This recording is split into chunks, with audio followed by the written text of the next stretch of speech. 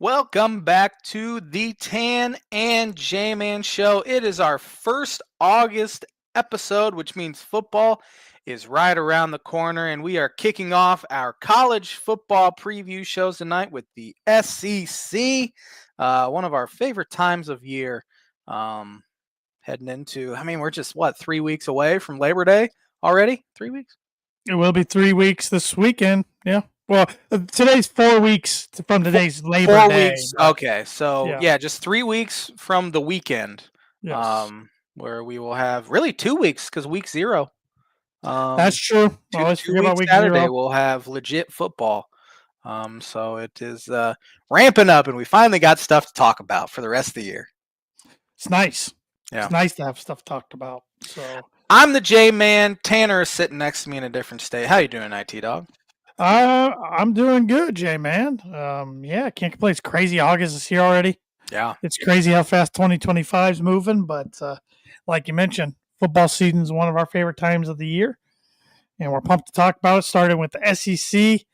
I was going to say SEC conference, but Southeastern Conference preview tonight, just because, J-Man, it means more. It just means more. That's what they tell us. That's why we're starting with the SEC, because it just means more. Starting with the SEC, and then next week we'll combine Big 12 and ACC and Notre Dame, and then we'll do the Big 10 the week after that. So, yes, sir. Yeah, I can't think of any teams. There's got to be somebody non-Power 4 that makes the playoff because somebody has to, but there's no team jumping out to me that says they might be a championship contender. That's not Power 4.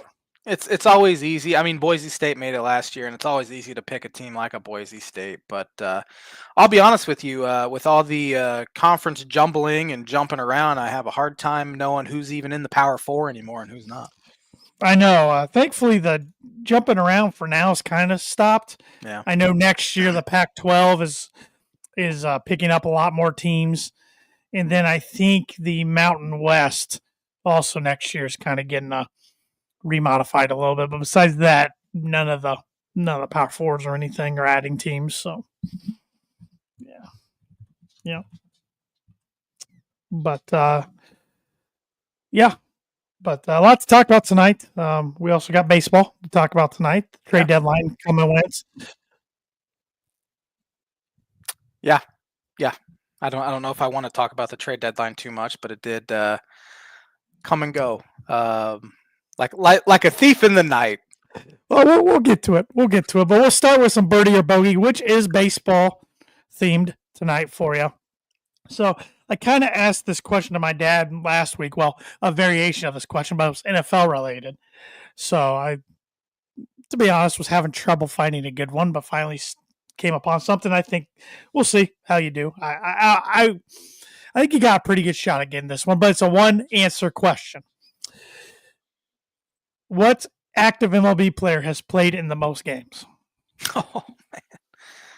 Oh, active MLB player played in the most games. That's a really good question. It's obviously somebody that's fairly old, I'd imagine. But yes.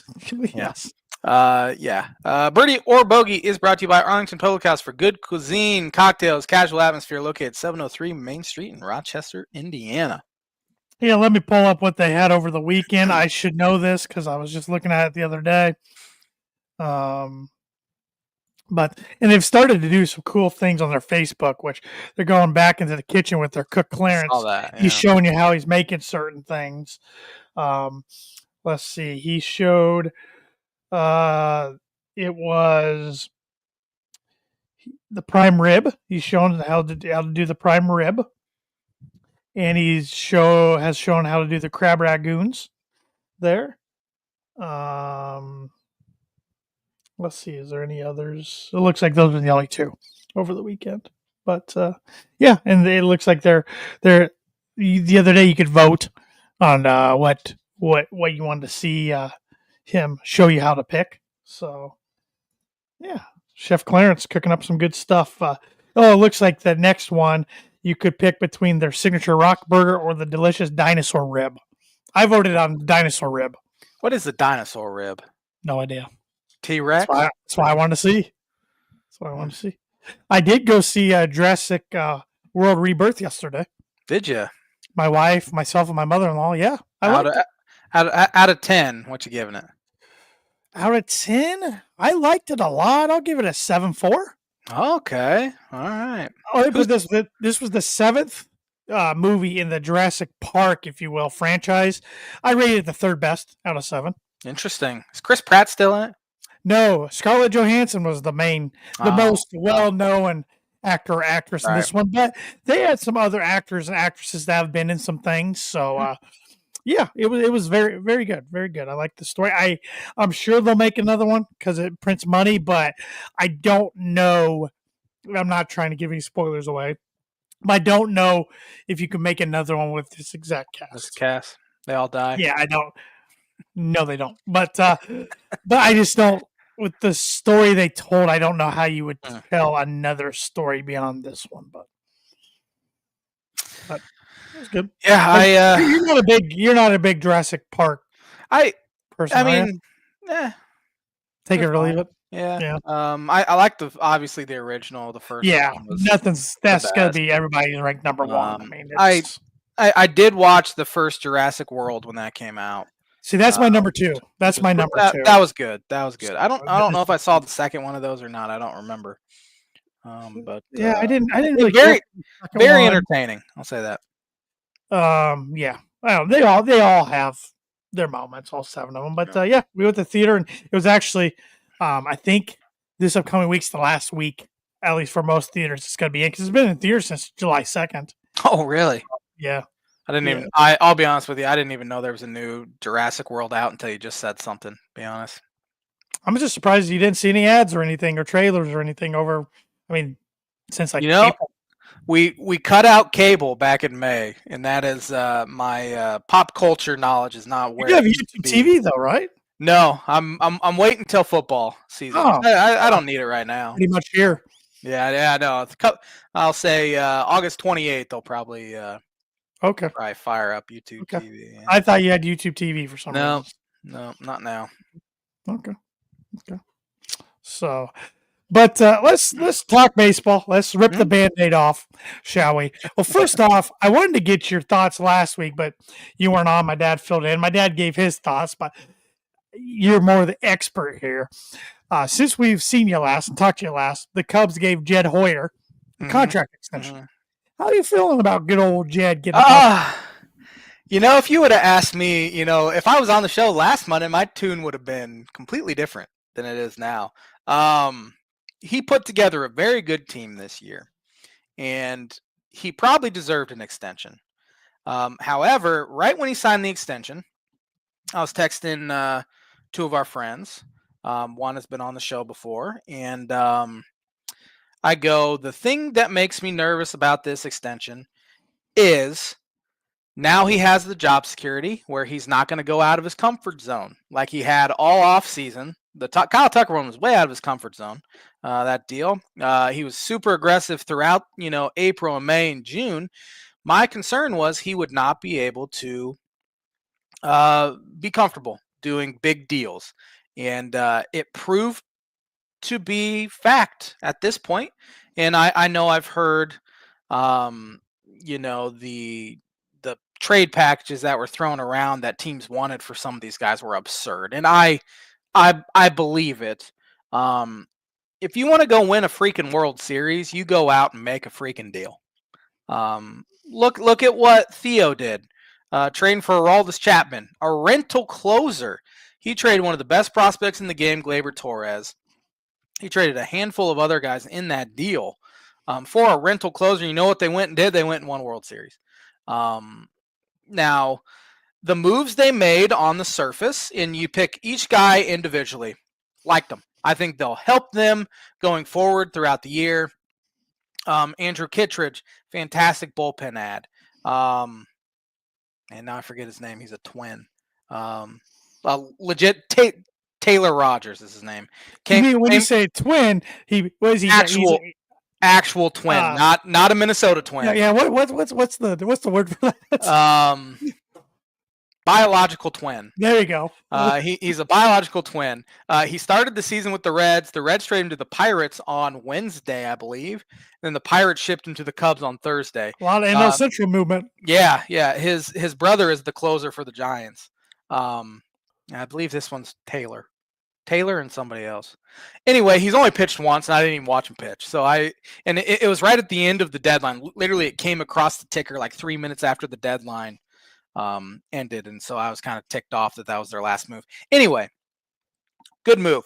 Willie Castro, my favorite move the Cubs made that deadline. Super utility guy, he started at second base, third base, and now he's starting in center field tonight. And he's played this is his third game. He's played 3 different positions. Mike Soroka, on the surface, okay ad as far as a like 5th starter, swingman type a guy. He was their first deal they made. Like, all right, man, you got a 5th starter, a guy that can also go to the bullpen, who's pitched well to the bullpen. He has a 4.87 ERA this year, but the underlying data suggests that he's better than that. Once he gets, an elite defense like the Cubs have behind him, he'll be better. Okay, that's your secondary ad in the rotation. 1 o'clock comes, nothing. 2 o'clock, nothing. 3 o'clock, nothing. 4 o'clock, nothing. 5 o'clock Central Time. Cubs did not make any more moves. They needed a starter that can go win you a playoff game. And looking at their rotation now, I wouldn't feel comfortable with any of those guys starting a playoff game. Maybe Matthew Boyd, Shota Imanaga, sure. Those guys are fine. Those would be my 2nd, 3rd, 4th options in a playoff game. Not the guy like you. That guy's going to get the ball no matter what in game 1. Frustrating for sure. And it kind of tainted the weekend where they really played it halfway decent here the past, 4 or 5 days. They've won 3 out of their last 4. Should have swept the Orioles. They blew a 3-run lead in the 8th, which made things feel even worse than they probably were. But frustrating deadline, and it makes me mad because they have a real chance to win a World Series. I mean, they're just 2 games behind the best record in the National League. The problem is the Brewers are just so ungodly on fire right now. Cubs have the 4th best record in the NL since June 1st. They're 29-24, solid, and they've lost 8 games to the Brewers in that time frame. That's how good the Brewers have played. I don't think it's sustainable. I've been saying it for 6 weeks now. You got to keep pounding that pavement, aren't you? It's clearly sustainable, although I feel like it's going to turn eventually. But the top 3 in the Cubs order aren't hitting. Michael Busch, Kyle Tucker, Seiya Suzuki have been miserable since the trade deadline, or since the All-Star break, I should say. And so they're not scoring runs anymore. The bullpen's starting to blow up a little bit. The starting rotation's already bad, and they did nothing to make it better. Sure, you have Jameson Taillon coming back from injury, Javier Assad coming back from injury. Taillon had been miserably bad for 8 starts prior to his injury. Javier Assad hasn't pitched all year because he's been hurt. So you're really going to rely on those guys to go and, try to get you at least 18 outs, 15 outs without absolutely blowing up. So it's frustrating. There's 50-ish games left, so a lot of time left. It's not panic time yet, but schedule doesn't get any easier. They have the Reds, who have played some pretty good baseball, in town for 3 tonight. They go to St. Louis, then to Toronto, who had the best record in all of baseball just last week. I think they've kind of fallen back a little bit. But stretch run here. And now's the time you really start scoreboard watching a little bit, because things can unravel quickly on you. Well, Vintage J-Man at MudDog16 on X came out over the past week, and I've enjoyed it. It was one of my. It wasn't great. Wasn't great for old Josh on the. Sometimes you just got to get it out. You got to get out there, get off your chest. Makes it feel a little better. I did, but it didn't help. Yeah. It didn't help. Sometimes it doesn't. Luckily, yesterday they blew a 9th inning lead. They were up 1. And Daniel Plancy, who had been lights out in the 9th, gave up a run to tie it. And then Justin Turner, 40-year-old Justin Turner of all people, hit a 2-run walk-off homer. So maybe that's their moment that things start to change a little bit. But we'll see. Like you said, big week coming up. Reds, Cardinals, Blue Jays coming up over the next week. Between those 3 series, what record do the Cubs need to come out of for you to be feeling really good? 6-3. Okay. Yeah. 2 or 3 this weekend. You know what? 2 or 3 the entire time. Sweep the Cardinals. I'd be okay with that. 6-3. 5-4 is fine. Like they'll be 20 games over 500 if they go 5-4 over those 9 games, and 6 of them are on the road. So 5-4 is probably a realistic ask. But I'm greedy. I want 6-3. Hell, I want 9-0. I want 9-0. What happens if they go like 3-6? Then you might see vintage J Man on Twitter, where I was tweeting about 2 times an inning back in the day. yeah, 18 to 20 tweets a game. I was not. you've been pretty good this year. I think I've been very good this year. I mean, there's weeks where I don't even tweet once. I mean, you had your moments. Illinois basketball. Yeah, that was frustrating. That was a frustrating season as well. Dolphins season. Dolphins was you were pretty active on Twitter. Dolphins.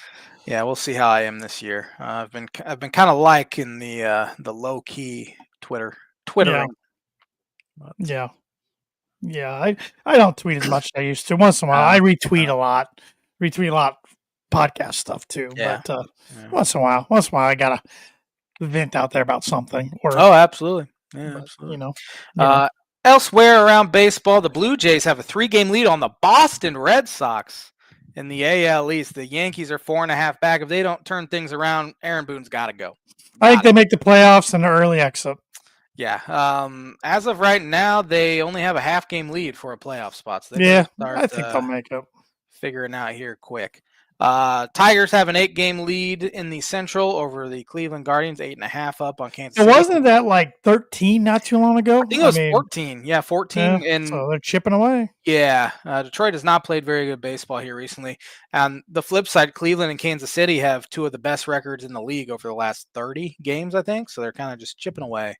The White Sox surpassed their win total from last year, and I've seen a lot of White Sox fans talking about salute by me. Yeah, talking about progress. They're 42-70. So I mean, technically it's progress, but is it? In the AL West, we have Houston's 2.5 up on Seattle, who made a big splash trading for Eugenio Suarez. 4.5 up on Texas, who's played very good baseball as well. NL East, the Phillies have a half-game lead on the Mets. The surging Miami Marlins have reached 500. They were 16 games under at one point, and they just swept the New York Yankees. And it was the first time they had sold out all 3 games of a 3-game series in Lone Depot Park history. That opened in 2012. I'm sure about 60% were probably Yankee fans. I would say a lot were Yankee fans, but Marlins are playing very good baseball. Mm-hmm. Not sustainable, in my opinion. Brewers 2 games up on the Cubs, 9.5 up on Cincinnati, 12 up on St. Louis. Dodgers 3 games up on the Padres, 9 up on the Giants, 12 up on Arizona. And $1 million up on the Rockies. 34.5 to be exact.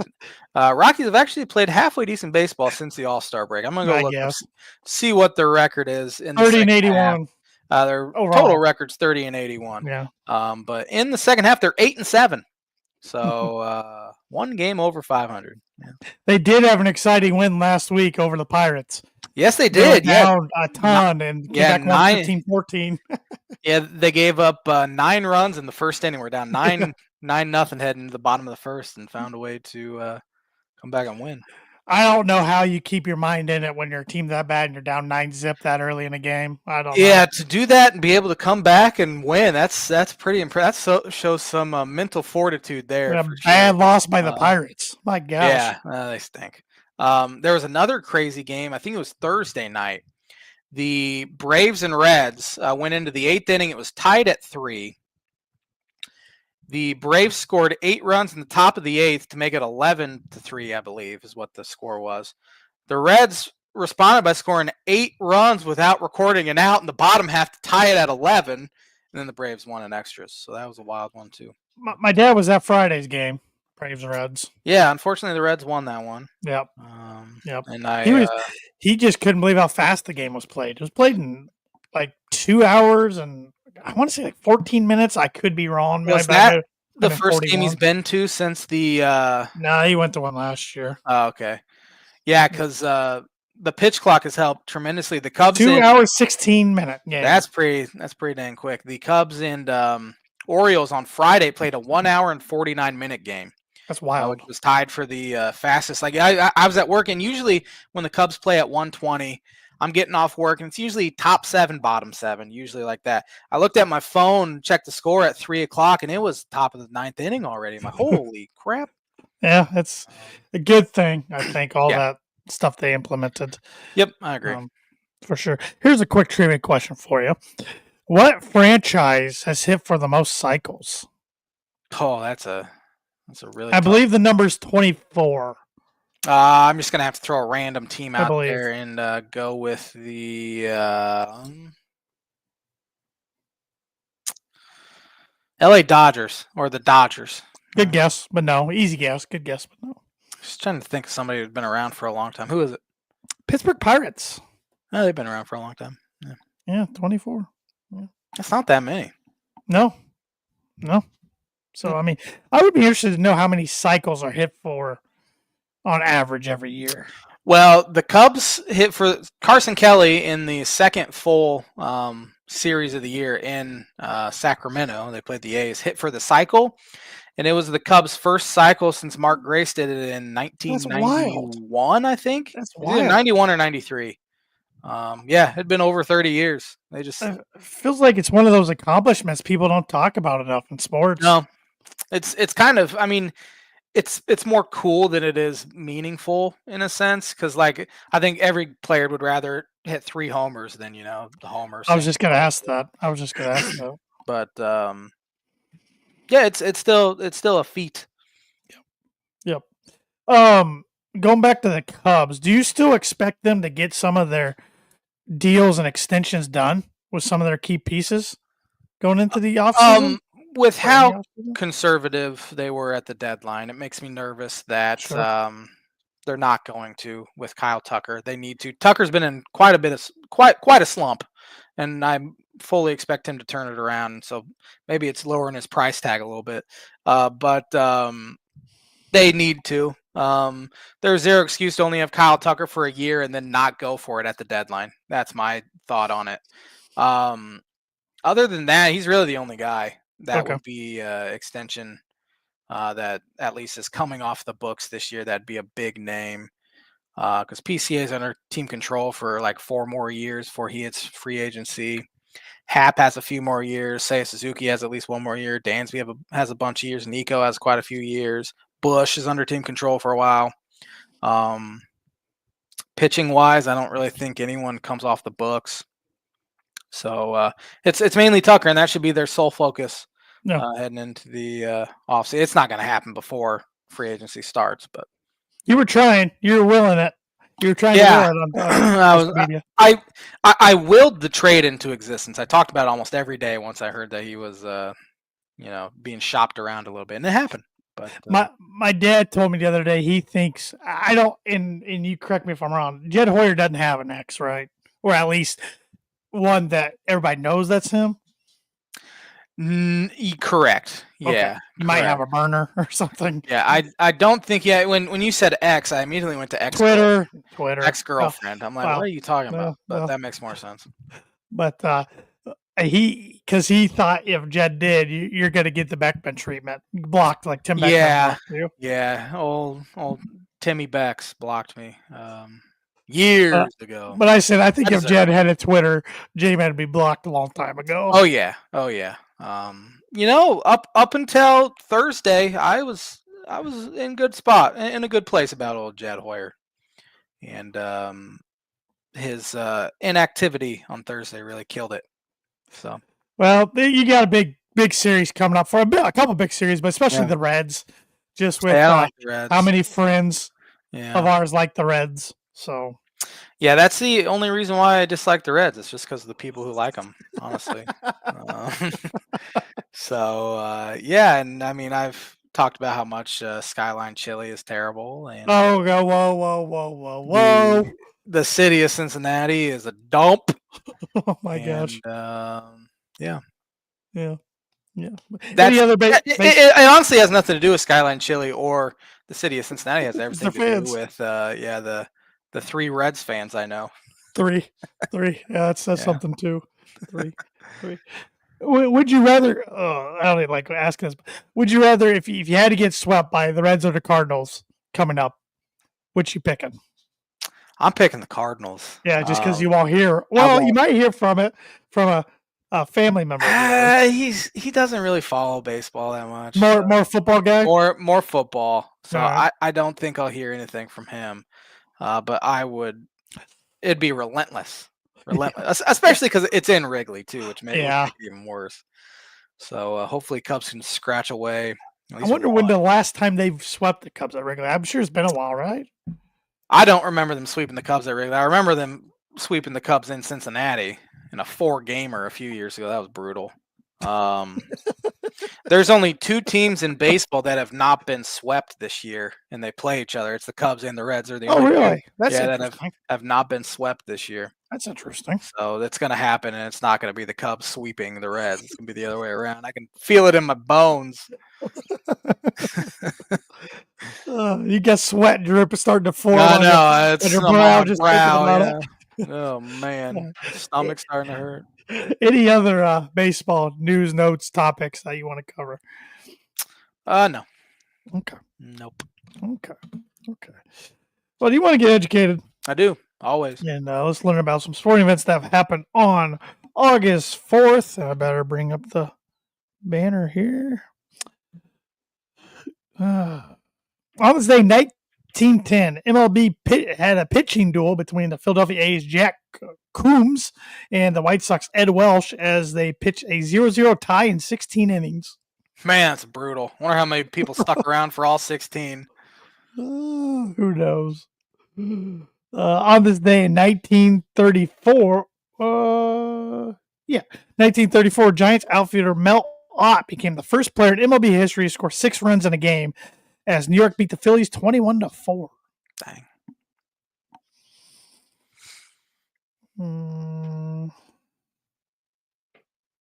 This is an interesting one. On this day, 1941, Brooklyn Dodgers catcher Mickey Owen became the first MLB player to catch 3 foul pop-ups in 1 inning in an 11-6 win against the New York Giants. A lot of Olympics over the years.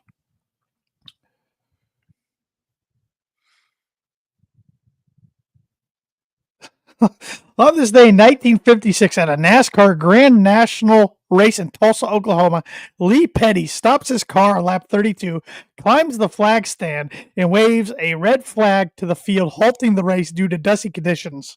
The race is never completed. NASCAR's not going to do it themselves. I'm going to do it. Let's see.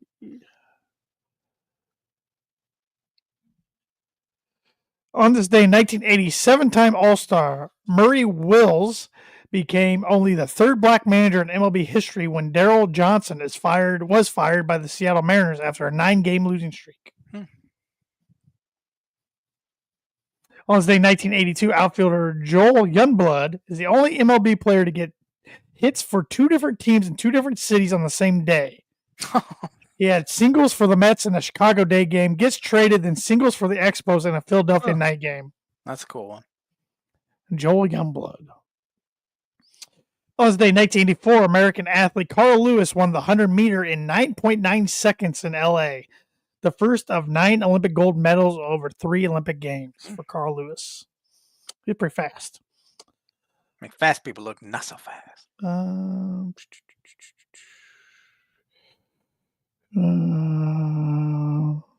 this day, 1985, Tom Seaver of the Chicago White Sox became the 17th pitcher to win 300 MLB career games. I don't ever remember hearing that he pitched for the White Sox. Me neither. On this day, 1986, the USFL owners vote to suspend operations for the 1986 season in full before the 4th season after winning only token damages in an antitrust lawsuit against the NFL. The replacements. Yep.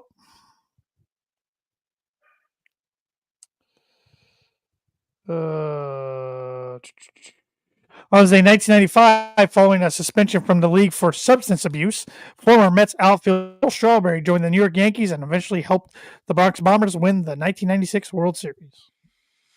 His son took it to Illinois when he played at Maryland. I forgot about that guy. His name DJ Strawberry.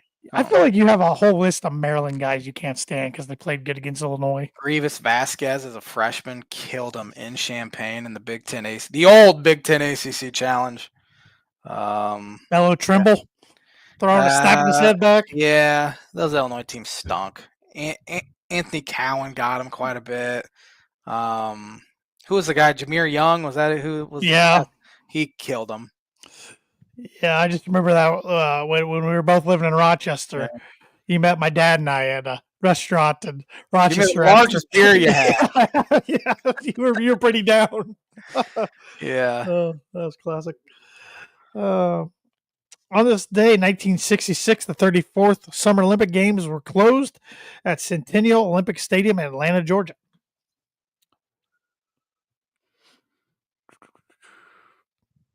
On this day in 2007, 32-year-old Alex Rodriguez became the youngest player in MLB history to hit 500 home runs. He hit it against the Kansas City Royals on a 16-8 win. This will be a long-term bucket prediction. That should have been one of my bold predictions heading into the year, but I wish I could revise my bold predictions. I think he's the next Yankees manager. I don't know how I'd feel about that. Yeah. Last day 2007, also, Barry Bonds homered off Clay Hensley in the second inning of a 3-2 loss to the San Diego Padres to tie Hank Aaron's 33-year-old MLB career home run record of 755. Big day for anabolic steroids. Yeah, and here's another big day. In 2010, on the third anniversary of his 500th MLB career home run, Alex Rodriguez reaches the 600 home run milestone in the Yankees' 5-1 win against Toronto. 7th and youngest player to achieve the milestone. Because remember, we went through Yankee games. Yeah, we were following that. Yeah, we missed it by like a week or two. Yep. A lot of cricket, a lot of Olympics. And that's going to do it for this week's On This Day segment, which is brought to you by, like it is every week, Mooney Wood Laser Crafts. Where'd my read go? You think I would memorize this after a while. Mooney Wood Laser Crafts is a veteran-owned and operated woodcraft shop based out of Texas with Indiana grassroots. They provide 100% hand-cut custom designs that fit your needs, and their pieces are a great addition to any home, office, or man cave. You can see some of their recently completed projects by visiting them at Mooney Wood Laser Crafts on Instagram and on Facebook.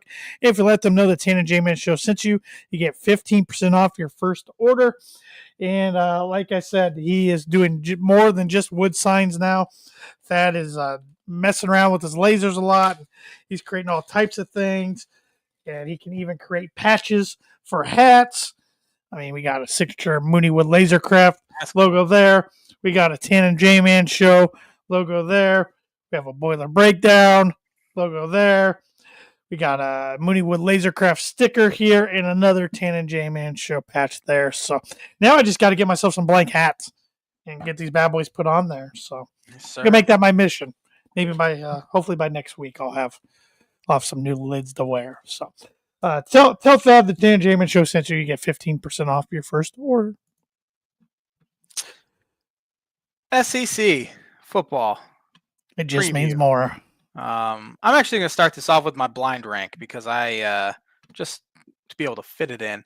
I have 5 SEC Offensive Player of the Years here. I thought you were going to go, I got 5 SEC offensive linemen. Oh, great. I want you to rank these people based off of their college careers. Gotcha. Starting with Tua Tagovailoa. Tua, hard to come off the bench and make a statement more than he did in that national championship game against Georgia.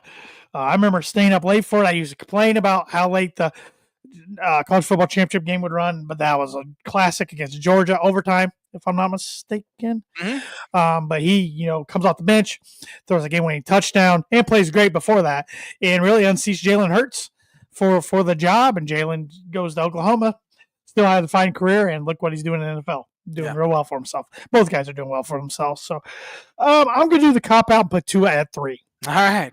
Jalen Hurts. Wow, speaking of the devil. College career only. I'm putting him behind 2. I'm going to put him at 4. Okay. Johnny Football. Oh, Johnny Manziel, Heisman Trophy winner. Of course, did all this and the no, they were the SEC. Against Alabama. I'm an idiot. I mean, his bumbling, juggling of the football and breaking the pocket, going the other way, throwing a touchdown. I don't remember if it was to Mike Evans or who it was to. It was an iconic play. He was electrifying. College football, I'm going 2. I'm going 2 with his jersey number. Yeah. If we're going pros, I'm going 5,785. But Cam Newton. I'm putting Cam at 1. Yeah, it's hard. Okay, he didn't have a good career at Florida. He was Tim Tebow's backup, got kicked out for stealing a laptop, yada, yada. But, man, he goes to Auburn, wins the Heisman, wins the national title, gets drafted number 1 by the Carolina Panthers. He was dynamic. He had a rocket laser arm.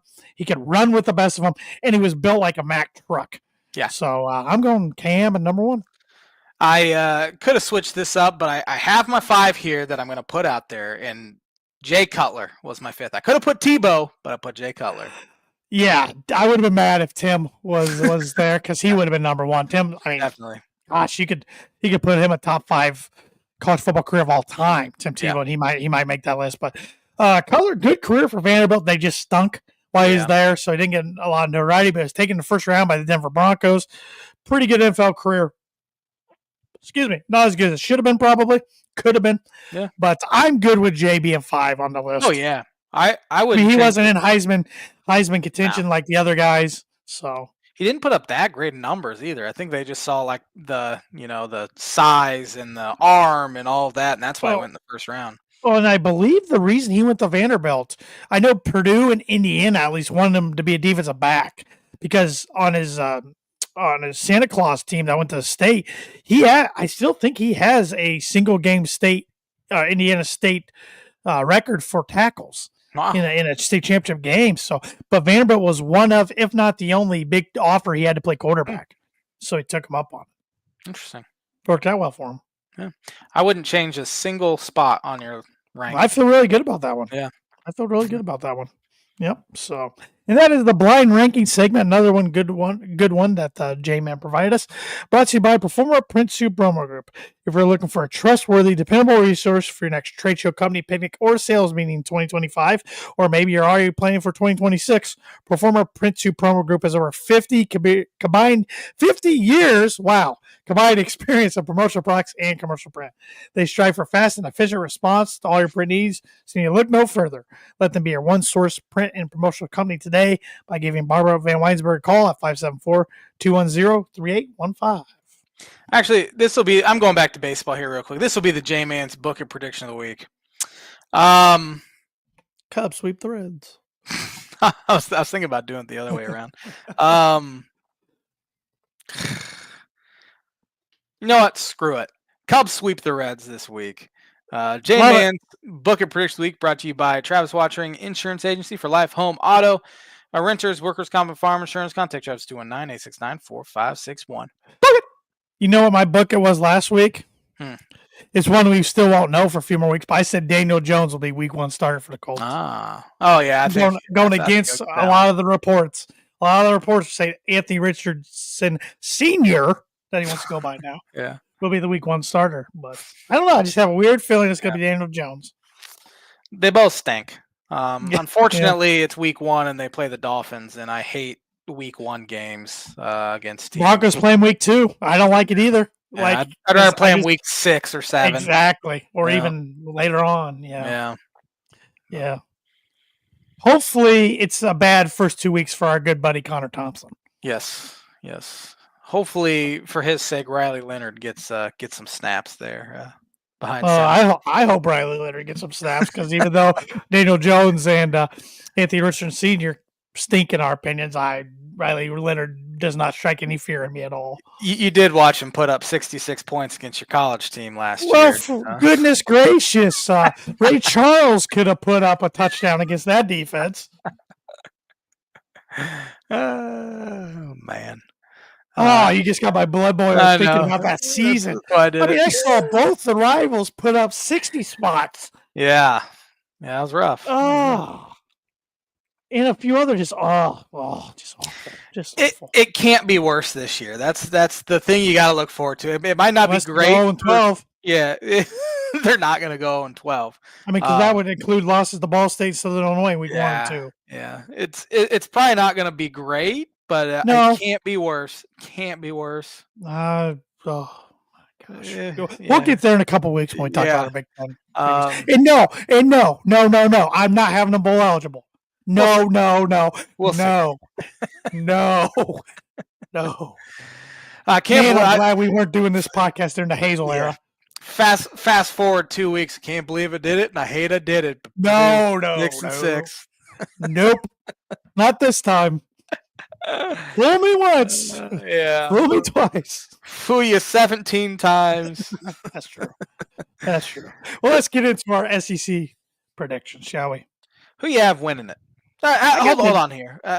Do you want to go 16-1 or you want to go 1-16? I don't care. What are you feeling? Let's just go 1-16. All right. I guess more time to talk about the good teams, I should say. I got the Georgia Bulldogs. Interesting. I have Texas finishing number 1. I got them number 2. Yeah, I have Georgia number 2. Georgia lost Carson Beck to Miami. I think it's one of those addition by subtraction. I do too. Sort of deals. Gunnar Stockton is their projected QB.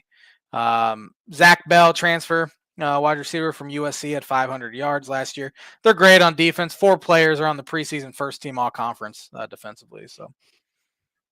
Yeah, they're going to be good. Kalen DeBoer, I was reading something else. Kirby Smart's one of the best. I mean, this is his 10th year overall, 105 and 19 overall record. That's pretty good. At Georgia. They made the college football playoff last year. Didn't end well for them.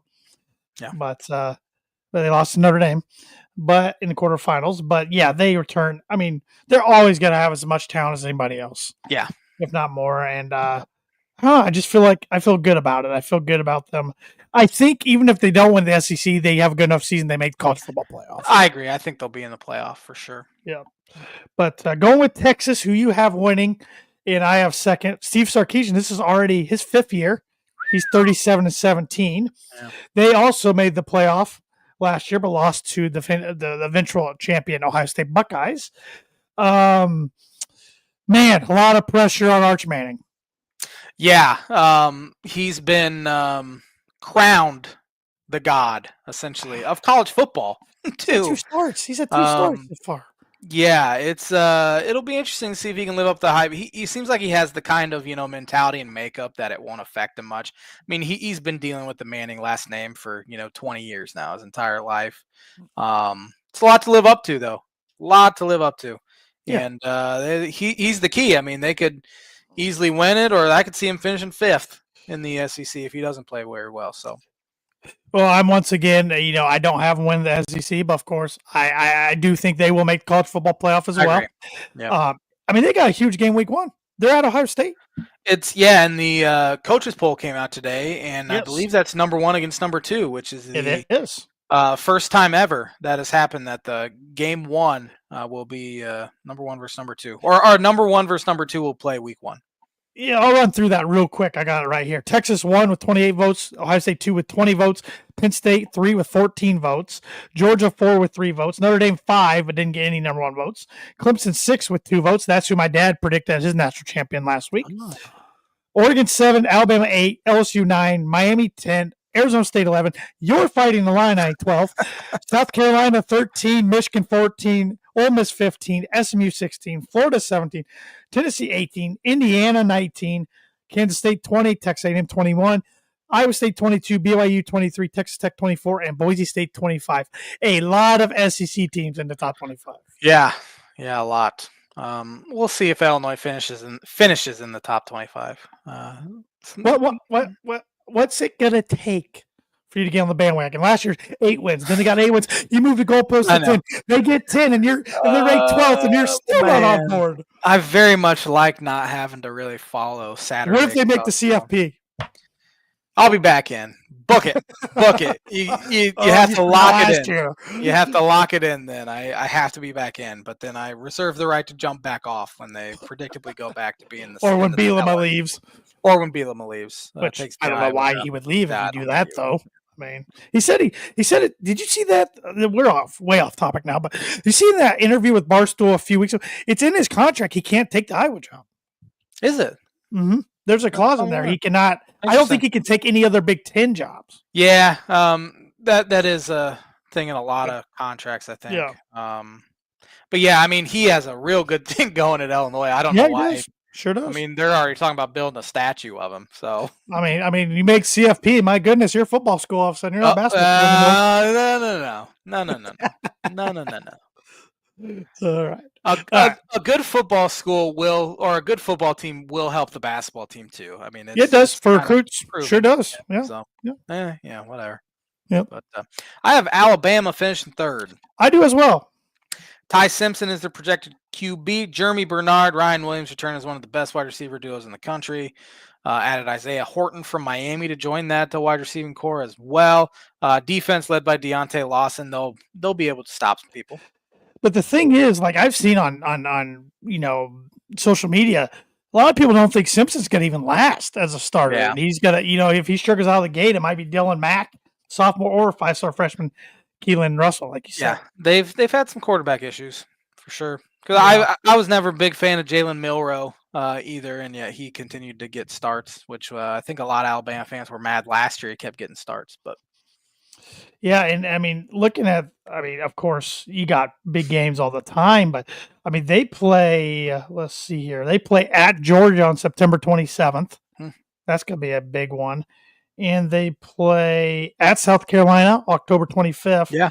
Host Alabama or host LSU. They are Alabama. Host LSU on November 8th. So those are kind of the 3 big games I circled on their schedule. But if DeBoer, he went 9-4 last year. He does something like that this year. He might not get a third year. Yeah, he might not. Who you have finishing fourth? I have the LSU Tigers. So do I. Who open up with the Clemson Tigers. Number 1 transfer class in the country. Garrett Nussmeier's back. They could win the SEC, but I really think Brian Kelly holds them back. Yeah, something about I mean he did great at Notre Dame. Don't get me wrong. I rip on it a lot. He got them the championship appearance, 1 or 2 other playoff appearances. I can't remember off the top of my head. I mean, they always won a lot of games, but still, I don't trust him in a big game for some reason. Their defense. I mean, he's had a top 15 defense last 3 years. Defense should be good again. Their quarterback's up there in a lot of Heisman lists.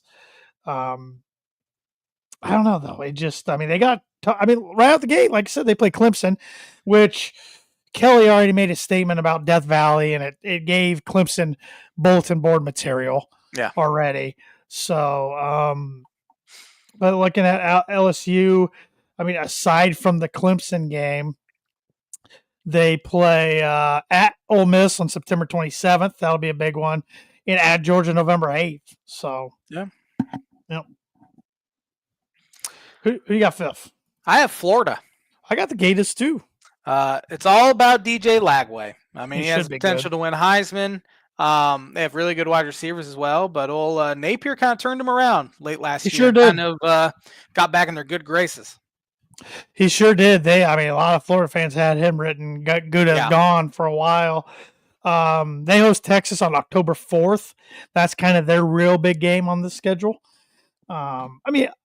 These are outlier games. These are games, honestly, that ESPN has even marked as the 10 best games they think for the SEC Conference 2025. Because let's be honest, going down from 1 to 12 to 13 on this list, pretty good teams we're talking about. Yeah, it was tough. So you're going to have tough schedules. But, yeah, they're going to go as far as their quarterback takes them. Yep. I agree. Yep. I have South Carolina finishing 6th. I have Ole Miss. I have Ole Miss 7th. So. I have South Carolina 11th. Wow. They had a great season last year. I do not like Frank Beamer's son. He's arrogant. Yes. They have a really good quarterback, Lenora Shane Sellers. Beamer. Shane Beamer, there he is. Lenora Sellers has a chance to be very good, and I've even seen him mocked in like top 10s when it comes to mock drafts for next year. So he's the key. I don't like South Carolina fans. That's just me. They're my new Tennessee, even though I don't really like Illinois football. They made me mad last year. Beamer's 29-22, going in his 5th year. He kind of saved himself a little bit last year, I feel like. And then talking about Ole Miss, Lane Kiffin's in his 6th year already down there in Oxford. He's 44-18. They always do well in the portal. Top 5 in the country ranked this year. Yep. So I think they're gonna be pretty good again. But like looking at the CFP, I got Georgia, I got Texas, I even got Alabama. Yeah. That's it though. I don't think they get a 4th team. I don't think LSU sticks in there. Yeah. They lose Jackson Dart. Yep. The NFL surprise 1st-round pick. You called it. I did. Well, you called it going above Shadir. I am the smartest man alive. I don't know about that. But who you have finishing 8th? I got 7th still. I have. You have South Carolina. I got Tennessee 7th. I have Tennessee 9th. Okay. Yeah. Okay. I mean, Heupel's done a good job there. His 5th year, he's 37-15. They lost Nico, transferred to wanted more money. Didn't get more money. Really? Well, maybe a little bit, but not much. On the surface, he did, but when you factor in like cost of living and taxes and all that, he got less. Yeah, so he ended up at UCLA. It looks like they're going to be a defensive team over anything else. We'll see. They almost made a trade because they picked up UCLA quarterback transfer Joey Aguilar. That's right. So kind of a Nico for Joey trade. That's right. Yeah. So, we'll see. We'll see what good old Heupel does. I mean, they are one of my least favorite programs out there. Yeah, so I can't stand them. I have Texas A&M finishing 8th. Their offensive line is loaded. They went portal heavy with 14 additions. Marcel Reed returns at quarterback after a mediocre season last year. I got A&M 9th. Mike Elko's going in 2nd year. He's 8-5 after last year. They open up. Is it the week 1 or week 2? No, week 2. They go to Notre Dame. Yeah, week 2. Yeah. Notre Dame opens up at Miami week 1. So, I don't know. I think I could see them finishing right around 8-5 again. Yeah. Finishing 8th. I have the Oklahoma Sooners, who got hot at the end of last year and kind of saved Venable's job. Yeah, I would say he's on fire. His seat is this year, heading into this year. It's the first time since 1999 that they were not ranked in the top 25 in the coaches poll to start the season. But they have great running back transfer Jade Knott from Cal. I have a couple quarterbacks, John Matter from Washington State, and a 5-star quarterback, David Stone. They were able to get him to return after he sniffed around the portal. I have them finished 10th. I know Matter's been ranked as a top 10 quarterback college football by a lot of experts. Venables, like you said, going in his 4th year, he's 22-17. That's not going to cut it there. That's not good there. Nope, not at all. Are we on number 10 now, or was that your 10th? That was my 10th, yeah. Okay, my number 10 is Missouri. I have them 13th. And I hate it putting them at 6. I think they're going to be pretty darn good. Yeah, they picked up Bo Pribula from Penn State, the quarterback who would spell what's Penn State's quarterback's name? Drew Aller. Yeah, Drew Aller. When Aller would get hurt, they brought in a ton of transfers. Drinkwitz's done a very good job there, though. Yeah, 6th year, he's 38-24, so that's not an easy job. Yeah, he's done really good. They also added a running back from Louisiana Monroe, who was among 32 backs with 200-plus carries last year.